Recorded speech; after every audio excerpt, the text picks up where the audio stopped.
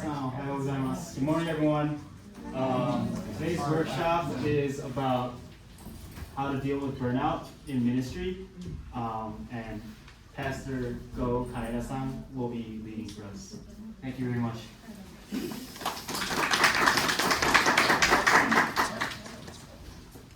Hi. My name is Gordon Canada, does it say? Yeah, Gordon Canada. I'm pastor of Wynwood Japanese Family Church. Our church used to be in Wynwood. Now we're in the next city called Edmonds, but it's going to be complicated. But it's in north of Seattle. So the weather is just like this. I don't feel like I came to California. Yeah. So, wow. So many people want to get burned out. Yeah. So young to not former young people are here. Yeah. Okay. So just a little bit of myself. I've been pastoring in this church for 20 years. This is my first church, and I started this church 20 years ago, right out of seminary, in Bible school. And we have 4 boys. I have 1 wife, of course, just one. And I have 4 boys, 31, 27, 21, and 20. The younger 2 are here, somewhere around there. And yeah, so it's been blessed, and we are enjoying here in the States. And yeah, so I've been through the burnout in 2015. That is 7 years now, 7 years ago. And so I came out of seminary. I got trained in seminary to be a pastor, and those training included like how to grow the church, how to be a good leader, and how to lead people and those things.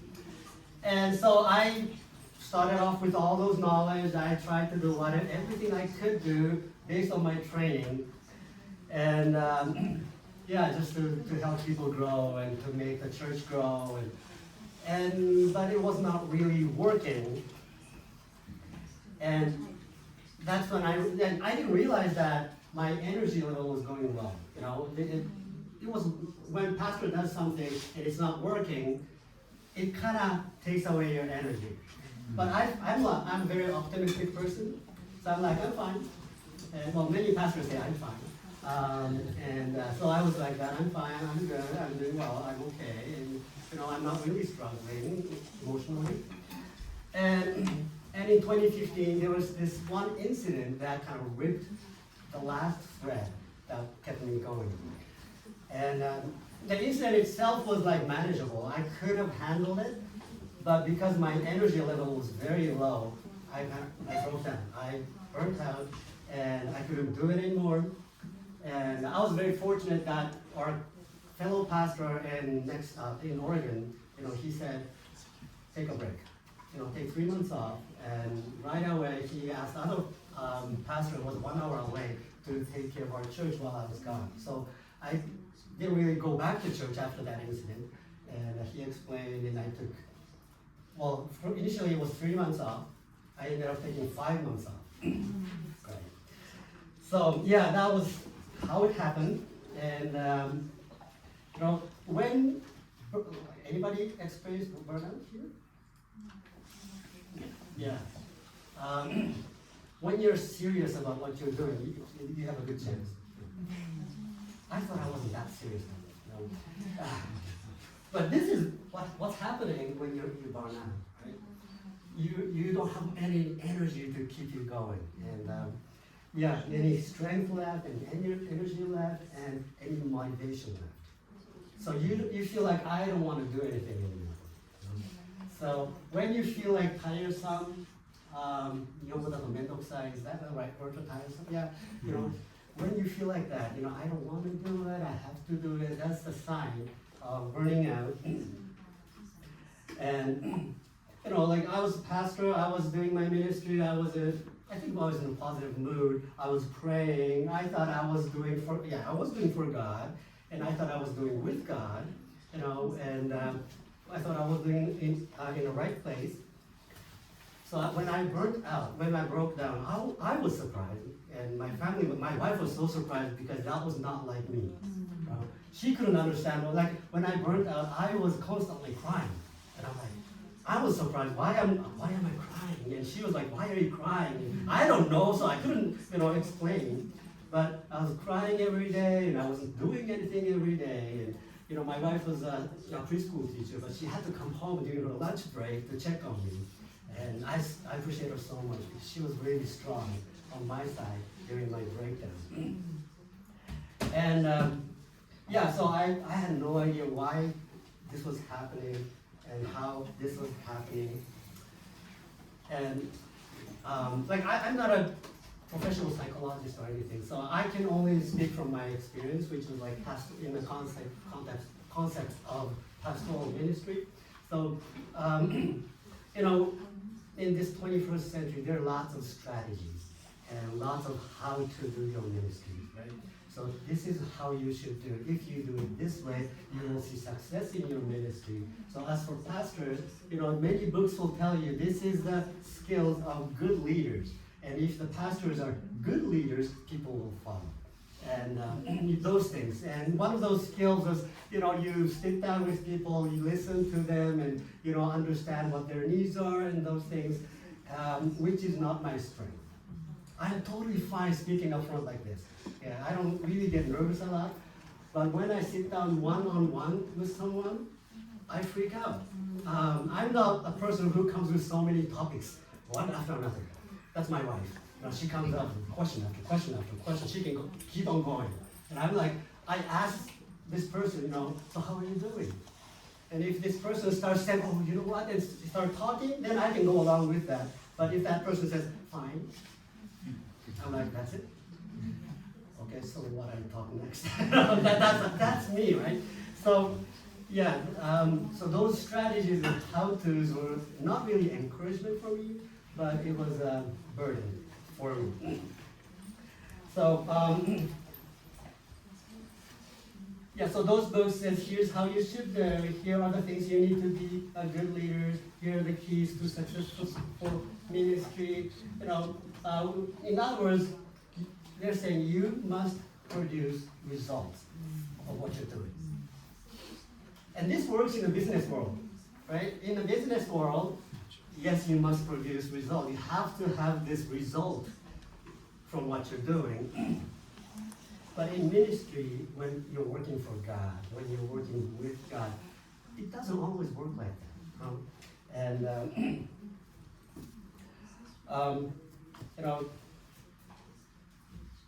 When you run out of battery, it's because you're not seeing the result. I was doing many things, it was not working. I was trying to lead people, people were not following. I was trying to help people grow, people were not growing. That's when it drains you out. And so that's what I was trying to do. And I was trying very hard. And I guess I was serious about ministry. And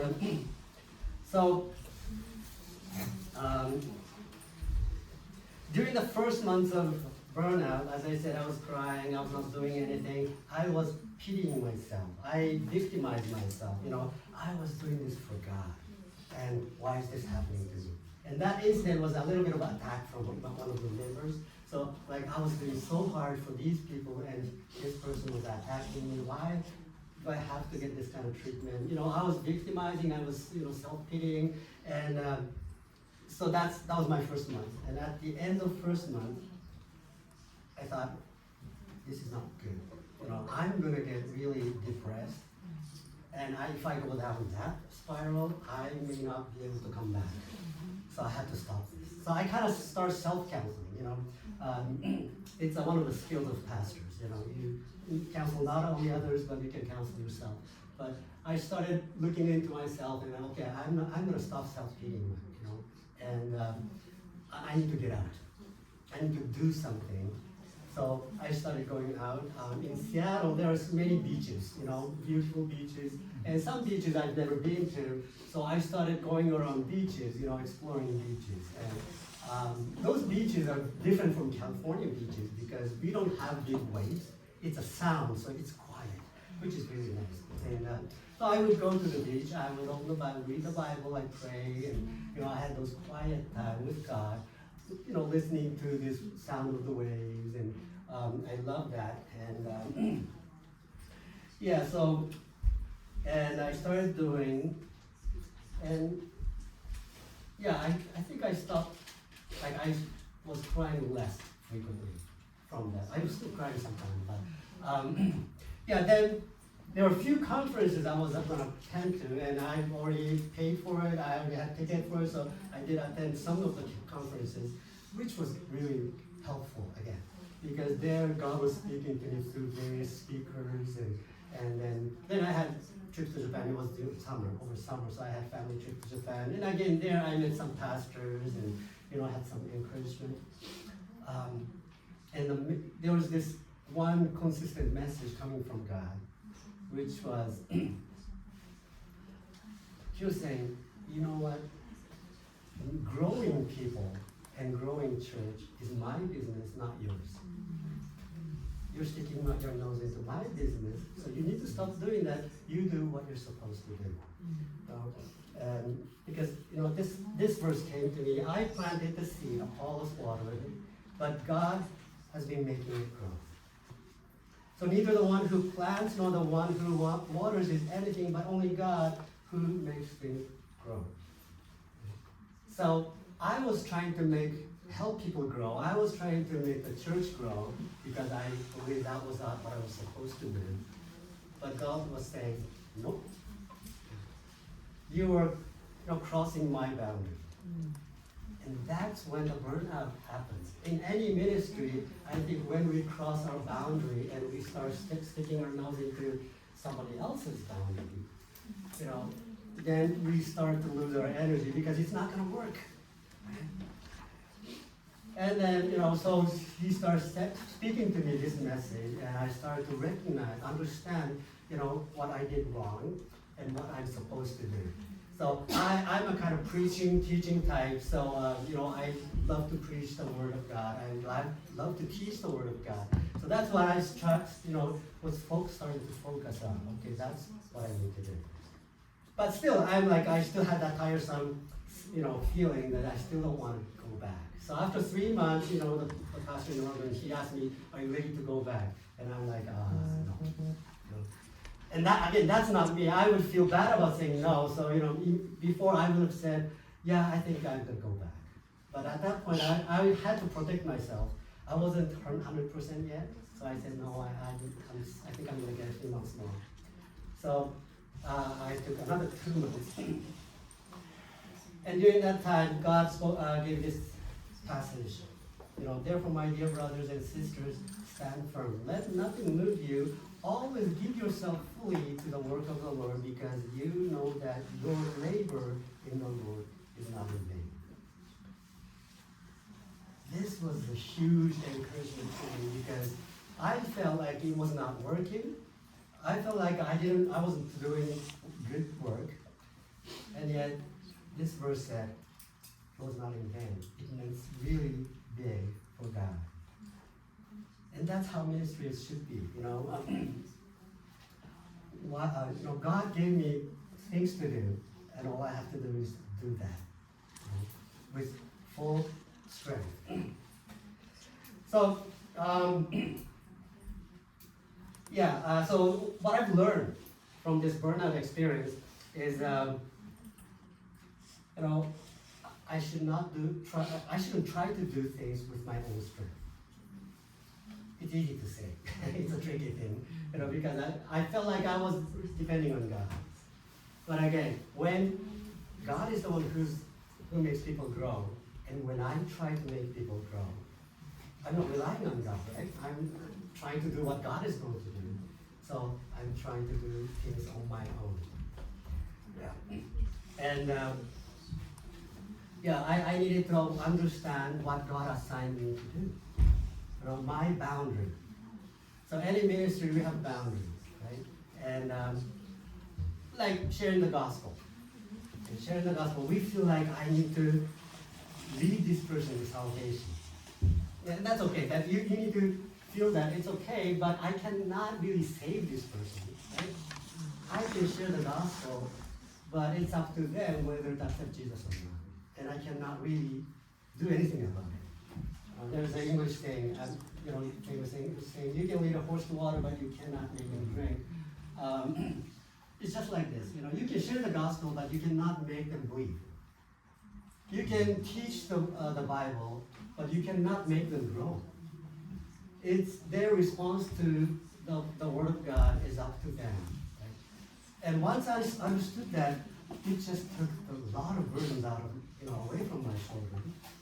And so like ministry, any ministry, we deal with people. It doesn't have to be pastor, but we deal with people. We try to help people, either counseling or whatever, anything. We can give them advice, from the Bible or from your experience, but the response to what we do is not on me. It's not on you, it's on them, right? So it's totally between them and God. It's not a cop, I don't think it's a cop-out, it's just a staying in your heart. So that's where you kind of rely on God. That's why we have to pray when we share the gospel. That's why we have to pray when we try to help people. Because we can do our part, but we need God to do his part to make this ministry a whole. So, as for salvation, sometimes the church or ourselves, we set the goal saying, this year I want to save 10 people to the Lord. That's wonderful. But I think better goal would be, I want to share the gospel to 50 people. That's much better, because that's doable. We cannot really control how many people will accept it. So we need to kind of be careful how we set the goal, and and that's how we can do ministry effectively, because it's better to let God do his work than for me to do his work, right? Agree? Anybody else? Yeah? No, I can do better. Yeah. So, but you still have to do something, and the leadership thing is, that was big for me, because I was trying to do what I cannot do. Because I didn't have the gift of, I don't know how to say that, but sitting on one-on-one conversation. That was not my gift, that was not my strength, but I was trying to do that because those books told me to do it, right? And I thought that was what the pastors are supposed to do. And many people expected me to do it. So all the pressure was on me, and I felt like I was kind of brainwashed, thinking, that's what I'm supposed to do. Well, is it? Because when God gives you a gift, or when God sends you to a ministry, God will give you a gift to use in that area of ministry. And all you got to do is use that gift that God has given to you in the area you serve. You don't have to be like that person. You don't have to do like that person. You just have to be you. Right? So God gave me the gift of preaching and teaching, so that's what I'm using. Even Bible study, I don't do well in the discussion style. Because in the discussion, I start teaching. I start talking. I don't let people talk a lot, because my gift is teaching. I can't just sit and wait till they find out. I thought, I've got to teach these people. So I don't do well in the discussion style. I'm more of the teaching style, because that's what I'm gifted to do. So understanding your gift in your ministry will help you prevent from burning out. That's really a big key. Understanding what kind of gift God gave you, so that you are going to use that gift, so you will be effective, efficient. When you use the gift that God has given to you in your ministry, it will be efficient, because you're good at it. Right? That's what a gift is. Right? If you have the gift, you're good at it. If you have a gift, you have passion in that area. So it'll be good, it'll work. Right? But if you don't have the gift, it's not going to work. It's like, letting Ichiro play basketball. Let Otani play, I don't know what he's not good at. But, let him preach or whatever, you know. So, you know, you need to do what you're good at, what you have passion for the Lord, and to be efficient. And when you're doing efficiently, there's less chance that you will burn out. But still, if you overdo it, yeah, you will burn out. Okay? So don't be too serious about it, and understand your gifts. So,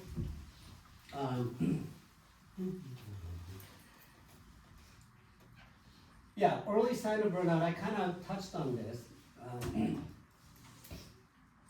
When you're not enjoying your ministry. This will, you will know this, right? You'll know this. Oh, I have to go. Yeah. I felt like this in many board meetings, board member meetings.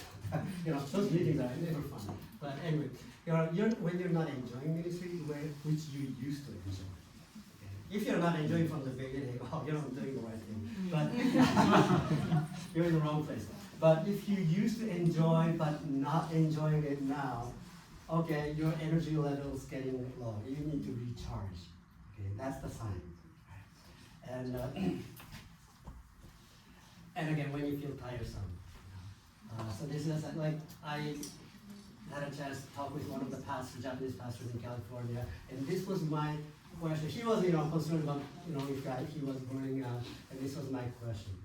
Do you feel like you're tiresome, you don't want to do it? And he said, yeah. So I was like, okay, we need to take a break.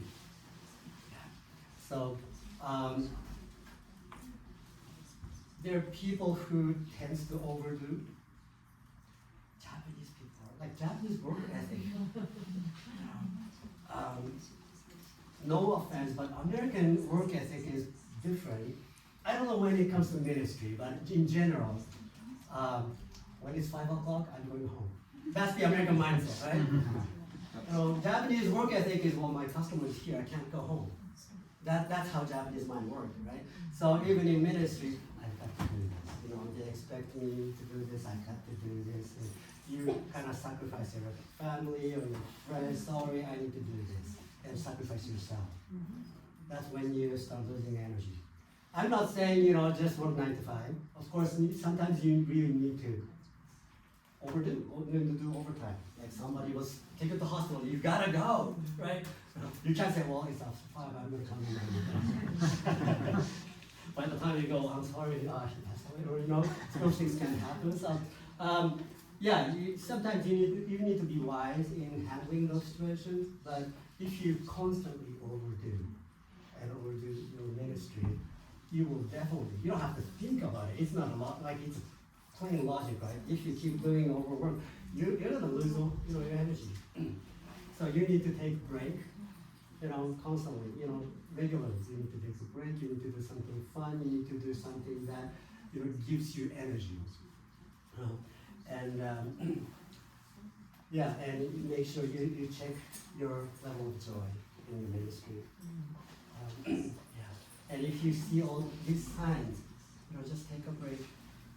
Explain to your boss or supervisor or whoever is in charge that, because they may say no, but you have to kind of convince them, because if you want to serve long term, you must recharge. Right? You may keep going for another month or so, but then if you have to take 6 months off or maybe quit because you burn out, that's a loss in the long term, right?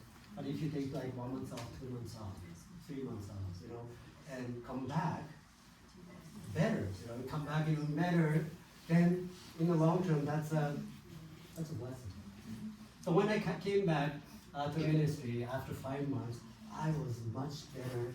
I was in much better shape than I was before. And since then, I'm enjoying more constantly, enjoying more. I'm not really carrying a lot of burdens. I have to do this, I have to do this kind of thing. I'm just doing what I can do. And in fact, I don't do visitation very often. I don't know how other pastors do, but many pastors visit people, right? And talk to them, listen to them, and and people love it. I only do to the seniors who couldn't come to church, you know, those kind of things. That's a little bit of like, I still have to push myself to do it, you know. And I don't, if you come with me, you'll know, I don't stay there more than an hour. Usually my average time of visitation is like 30 to 40 minutes because that's all I can talk, you know, and unless, you know, that senior keeps talking. So what I do during the week is mostly sermon preparation. That's all. You know? And of course, sometimes I do some administrative things too, but mostly I'm preparing my sermon and the Bible study, Bible teaching during the week, and I pour most of my energy into that because that's what I'm gifted for. So, yeah, so if people don't know about that and just see my style, I don't look like I'm doing much in my ministry. But God has been blessing my ministry. I do sit down with some young adult people from time to time because they talk. When they talk, it's okay. I'm just sitting there. You know, I don't have to think about it, you know, what I talk next, but it's good. And yeah, so, right. Okay. I still have like 40 minutes, which means you have to keep asking questions for 40 minutes. But yeah, if you have any questions or you want to share, if you have any experience, you know, you said you weren't out before. Yeah. How did you come back? You don't have to share the detail, you know. Okay? Yeah. Yeah. I think just taking time to rest was a big one, and I being outside a lot. I went on a lot of hikes and spending time alone, and trying to go back to like the things that bring me joy. So I tried to spend more time reading, which I didn't have time to do before, and doing art, playing the guitar, like doing things that fill me up, and that I didn't have time for when I was working so hard, and spending time with people. I think that was one for me, like spending a lot of one-on-one time with good people in my life. We're so different. That was drain my energy, but you gained energy from that. I don't know what happened if we sit down, but I get tired, she gets so energetic. Yeah. Extrovert and introvert. Yes, exactly. Right. Did you have some help, advice from some other? Yeah. Mm-hmm. Okay. Yeah, I have a bunch of like mentors in my life who I was able to talk to, a really good church community, and good friends, yeah, I think the biggest thing was just like having grace for myself, that which is still hard. Like I'm still working on that because sometimes I feel like I need to be productive. Yeah. I didn't do the things I feel like I should do, and I feel guilty and like a failure, but reminding myself like that's not how God sees me. Like that's a lie of the enemy, and he cares for me, and he understands like what I can't do, and that I can't do everything, and so it's okay to rest and recharge. Yeah, thank you. That was really good because guilt, you know, that is, you know, don't be deceived by the sense of guilt. When you have to take a break, just shut out that guilty voice and say, I'm gonna take a break. Unless you're not really burnt out and just want to take a break. You know, that's, you know, please feel guilty about it. But if you're really burnt out, you need to take a break. And if you feel guilty about not taking a break, you know, that's important. Did you have your hand up? Oh yeah. Do you think these can apply to students? Students? I think so. I don't know. I don't know if any students enjoy studying from the beginning.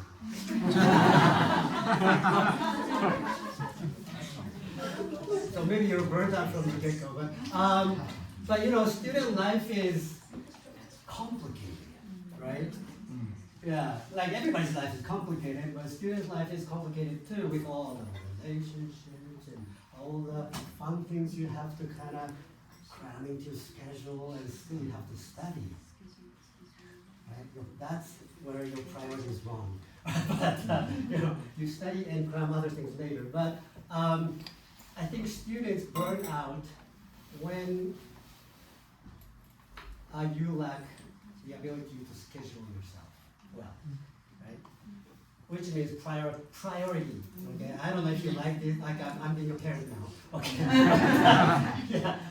First things first, guys, you know, study first, play later. I kept telling to my boys that, and they never listen, but, well, they're doing well, but, because if you play first and study later, then you don't get good results, and your parents are gonna come up on you. That's when you start to feel like, well, I don't know if it's burnout or cop out or whatever, but it will exhaust you emotionally, right? And yeah, so I think so. Yeah, students can get burnout, and some students study too hard. I think, yeah, some students, not all, but some students study too hard. I've never experienced that, so I don't know. Yeah, when they do that, yeah, they do burn out. And it depends on the situation. Some students are in a situation where they have to take care of their parents. That's hard. You know, sometimes you hear the story that, you know, the parents are sick or they lost a job, and those things can happen, and that's when students can run out too. But in those times, it's hard to take a break, right? Because you have to learn. So, yeah, that's when you want to ask for help from outside. It sounds like, you know, since you learned about the gift-oriented thing, you must have had to work with your church leadership to change how things were going, because you couldn't go back to the old way, and so that means everybody else is gonna have to make that shift to gift-centered ministry with you. How'd you do that? Well, it was easy for me. Before I burned out, I think we had about maybe 40 people coming to church. And when I got back after 5 months, there were 7 people left. Oh. So there's no leadership or anything. So it was like, you know, going back to the church planting mode. So I didn't really have to talk to anybody. I just started doing the new style. Well, it's not really changing on the outside a lot, you know. From the outside, they don't see much change. But it's just in my mindset. You know, my mindset is, okay, I'm gonna focus on what I'm gifted to do. And like when it's 7 people, not much visitation going on, and not much sitting one-on-one going on. So, and yeah, so it wasn't really tough things to do. Like 7 people, like sounds like, you know, really depressing, right? Yeah, I was a little surprised on the first day, you know, when I went in, but you know, it's I feel like God kind of sifted people in a good way. So those who really love the church stayed. And because we had many people coming from other churches, some were not really in unity in the church. And that's where I was working really hard to make these people united when their mind was not, right? So that was not working. But yeah, after that there were 7 people, and gradually it got, right now we have about 15, 20 people. And most of them are really committed. So we enjoy being with them, and it's been blessing. But if you go back to that mostly same situation, yeah, again, you need to kind of explain to your leadership about your experience and share them what God has spoken to you, and you know, have them understand. Yeah, I think you need to sit down with them. Yeah, in that sense. Thank you for sharing again your story.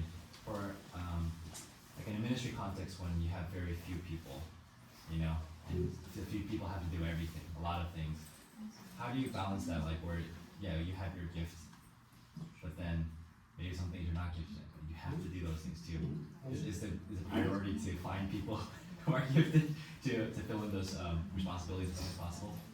I guess so. Like I'm not a good leader in the sense that I tend to do everything. So I make websites. Yeah, I do most of the things. I lead worship. I play guitar and lead worship because nobody else can play any instrument. Yeah, I'm not good at really finding people to do something, which I need to develop. Yeah, and my wife is really good at reminding me of that. But like you don't have like tons of people. When you have like 7, 10, 15 people, you kind of glance at them and know what they can do. So from that, I can kind of, if they can do it, I'll ask them to do. Yes, and if I don't have to do it, I'm learning that I don't have to do it, and if he can, I'll ask him to do it. And like this, tomorrow, I'm not be there, right? I'm not there. I have to ask several people to take over and take the charge. And, so, yeah, these things are starting to work in me too. But good point though. And good thing about church, like I went through church planting at the beginning, right? Church planting, you don't have many resources, like people do. You only have limited resource, limited people, and you learn to do what you can do with what you have. Sorry, it has nothing to do with that. So that's what I've learned. I don't try to do things that we cannot do. When our church doesn't have resources for people with certain gifts, we don't do that. Like we don't do sports ministry because I'm not the sports kind of guy, and so we don't do those things. We only do what we can do with what we have, and that's same with the gifting, right? It's a gift that God has given to the church, and we're going to use that gift to do His work. So it's the same, I think, way of thinking. I think God is going to bless that ministry. Yeah, and that'll change over the stage. This stage we have these people, so we can do these things. Next stage, we have these people, so maybe we can do something different that we couldn't do before. So it will change, develop, and evolve. Yeah. Okay. Anything else? Yes. So I have a friend who's kind of experiencing burnout, and so I had a question on when like your friends kind of going through that. What's the time and wisdom in being gracious towards like understanding they're burning out, but also understanding when they've like taken time, and when's the time to like come back in instead of just letting them kind of just do their own thing? Yeah, that's a good question. You have to ask the pastor that told you to take a break. But you.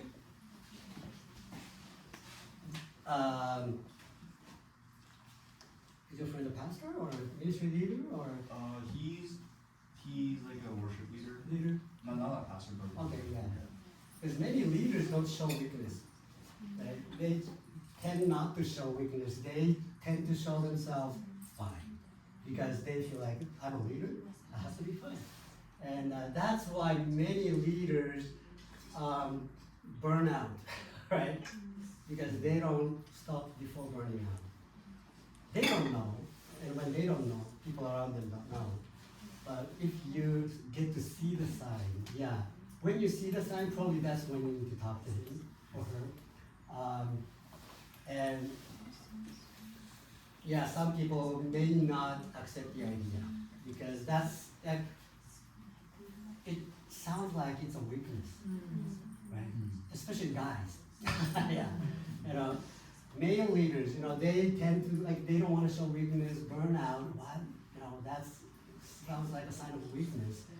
So they may reject the idea initially, but then you can talk to him about the sign that you've seen, and when he sees that sign himself, probably he will have to admit it, and help him to understand the importance of taking a break. That's another thing, I was at the place that I didn't want to do it, so it was easy for me to take a break. And but if you're not at the very edge, you feel like I can still do it. That's when it's hard to convince them to take a break.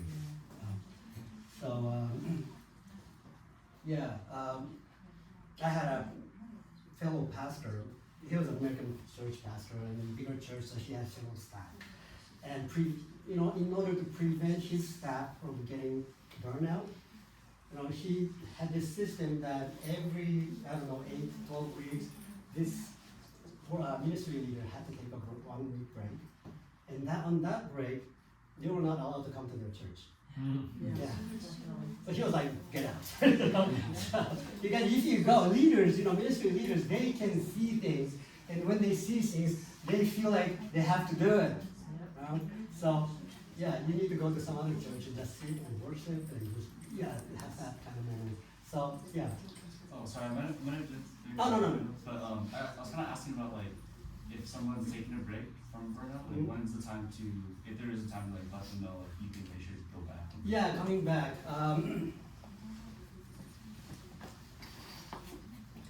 You do have to talk to them and see, like sit down one-on-one if you don't mind.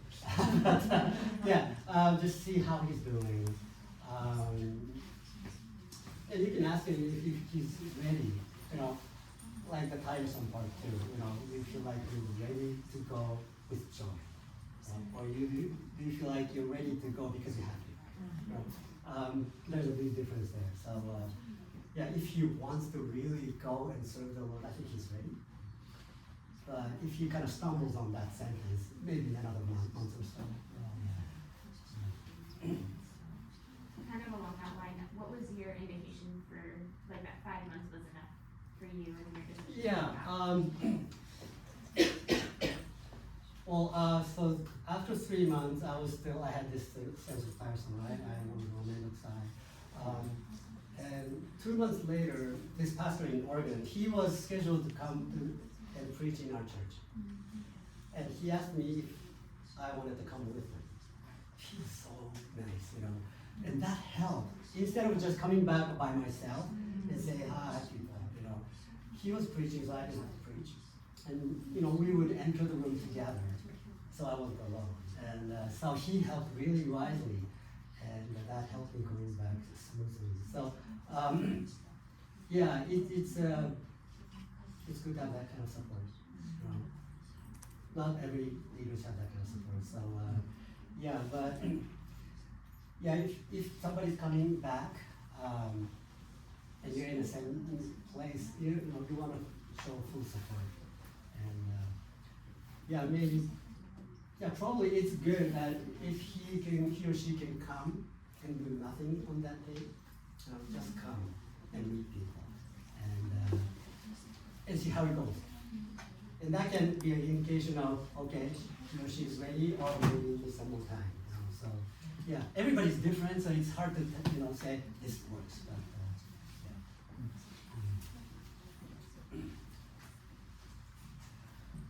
And guys and ladies, men and women are different. You have lots of support, you have people to talk to. Not many men are, gain strength from talking. I'm not like that. I'm not a loner. I'm okay dealing with myself alone. And I'm thankful I was capable of doing that, but there's a danger to that. But I don't gain strength from sharing my feeling to other people. So I don't do those well with those mentoring or whatever. But some guys like to share. So if you like to share, you need to have somebody who you can share, you can talk. Again, God will kind of hopefully surround you with people who you need. And everybody's different. But I think these signs are common.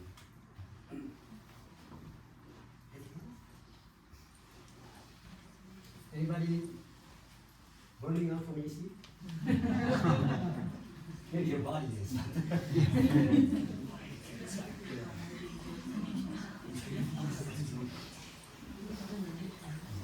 But your body is like, you can't ignore your body like that, exhaustion. Body, emotion, everything is connected. When you're tired, your emotion will be tired too. The story of Elijah after Mount Carmel, he had grand victory over those Baal prophets at Mount Carmel. He ran back, passing the chariot to the king's palace. he was running all through. I don't remember how long the distance was. But he was exhausted by the time he got to the king's palace. And that's when Jezebel said, I'm going to kill you. Right? He just had grand victory on the Mount Carmel. And here she's freaking out. What? She's going to kill me. And she started running. Right? And he begged God to protect him. Where did that strength go? Because he was so tired after running all through them. He was exhausted, so he didn't have emotional strength, spiritual strength either. So all these things are related. That's why, doctor says sleep well. Take care of your body if you don't want to burn out. So yeah, everything's related, connected. So you can't really do one from the other. Yeah, just take good care of you as a whole.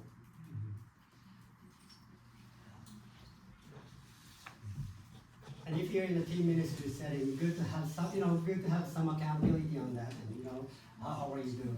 Are you sleeping? Are you resting? Yeah, those things. So.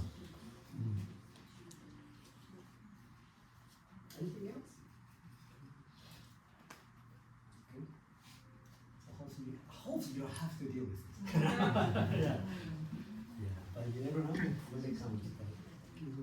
And so this is the ministry setting. In the business world, it could be a little different, but taking care of yourself is same. So if you're working in America, it's easier to take a break because there's a system. You can take a leave of absence, you can take sick leave, and those systems. And they can't say anything if you have day off and you're taking day off. Right? In Japan, if you're working and you have like 15 days of vacation, but your boss can still say, why are you taking day off? Yeah, I've seen Japanese pastors in Japan that have worked past burnout, and it's not a good thing. They just keep, it's the gaman suru,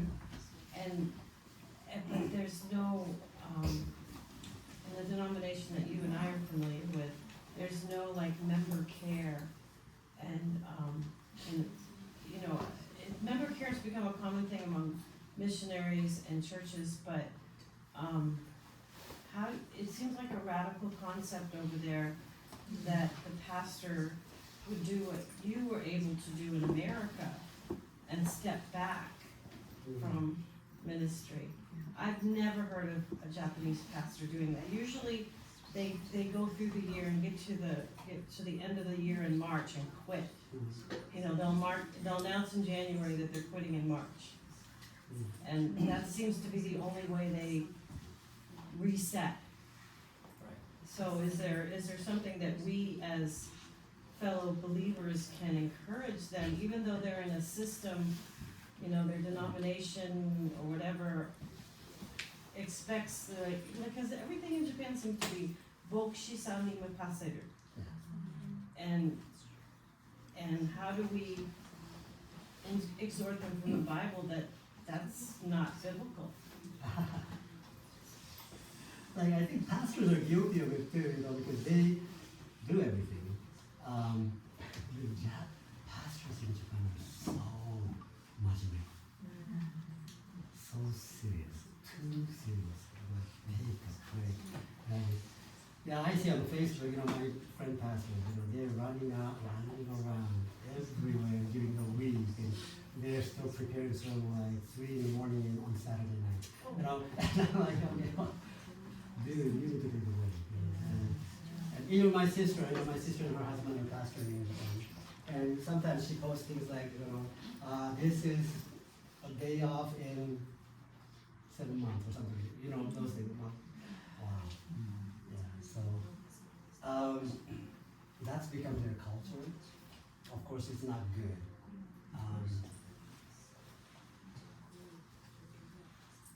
And I'm sure they preach from Genesis about importance of taking Sabbath. Yeah, but they don't take Sabbath, right? And so I don't know. I can't really speak for them, but speak about what they should do or they shouldn't do. But that's something you can pray about, And if you happen to go to Japan as a missionary or to serve. Yeah, just help the pastors. Maybe some pastors won't accept help, but still, become friends and tell them they need a break or just take them out for a hike or whatever, that might help. Yeah, but as a pastor, when you take extra day off during the week, it just makes it busier because sun is coming, right? So the best day off for pastors are Sundays. It's not like we're not going to church on Sunday, but we go to the other church, different church on Sundays. If we can do that, that's the best day off for me. Because one day off during the week is one day less for preparing for Sunday, so it just makes me busier. So it's a tough job.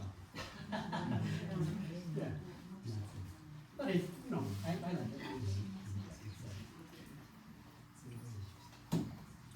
Somewhat related to that question, I think I've served in Korean ministries too, where, and I think the mindset might be very similar, but I think that really hard work ethic in the church or ministry, I think also is connected with scripture where denying yourself and picking up your own cross and sacrificing for God's kingdom. And so with that mindset, there are times where I'm like, if I don't do this, I feel like that's disobedience to God. Like God needs me to do this. If I don't do that, then I don't know, it's disobedience. How do you? Is that true though? You think in some cases where you have to work a little extra hard. You have to be diligent. You have to kind of sacrifice more than you're comfortable with, for a ministry. And how do you balance that with kind of just being also healthy? You just said you need to understand when you're supposed to take that extra sacrifice. Like I was told in seminary, I was told you can say no to a wedding, but never say no to the funeral. You sit there in shock, you're in grief, and if you say no, they have to go and find somebody else, and that's So when somebody's grieving, somebody's going through crisis, that's when you need to kind of step up and say, hey, I'm going to just throw everything aside and do things later. Maybe you have to step late, but that's something you got to do. But I was also taught, like, when you can say, maybe some other time, somebody wants to meet with you, and if it's not urgent, sometimes people just want attention. I had this one gentleman who said, can we meet for coffee this week? And that was kind of my busy week, so I simply said, sorry, I'm busy this week, so maybe some other time. And if you learn to say that, it helps. You can balance.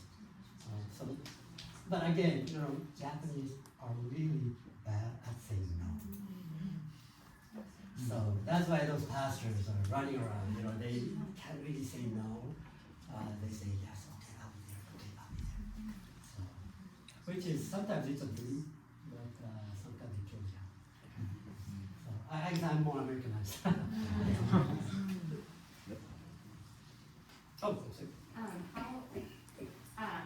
How do you recommend pastors and people in full-time ministry take a Sabbath? Because oftentimes Sunday is not a Sabbath for people for basically pastors and people in ministry. It's not their Sabbath. Almost every single pastor's kid will tell their dad, you're working on Sunday. And it's so funny. Yeah, I'm working, but I'm worshiping. It like Sabbath in the Old Testament days, the initial Old Testament days, it was the day that you should do nothing, right? Like in the wilderness, they were not even supposed to go out to collect the food, right? That was the big initial Sabbath. But later on, the original meaning of Sabbath is God made this day holy. So I'm working on Sundays, yes, but I'm worshiping the Lord, which means I'm making this day holy too. And there will be probably an argument saying, what about the afternoon? If you go and watch baseball game, is it still holy? But at least we're worshiping the Lord, making Him priority during that time. So I think that fits the definition of Sabbath. But for pastors to take Sabbath, take like American church culture, you take Sabbath long term, sometimes 1 year, sometimes 6 months. And it's doable because most churches are team ministry, they have other pastors to take care of.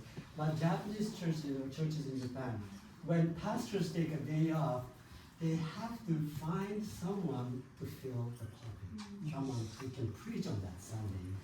And depending on where they're at, it's there's no one around. You know? Because there's like basically in Japan they're short with pastors, right? Short with pastors. So it's hard to find even here, especially here in North America, Japanese churches. Like when I'm taking like tomorrow I left a video message because it's January 1st. I can't really find anybody, right? And there's nobody in my area who can preach in Japanese. So just think about taking 2 months off. I'm gonna burn out before the Sabbath, But so it's hard. Practically, it's difficult. So you gotta be kind of wise, So instead of taking the long Sabbath, maybe take short break here. Yeah, that helps.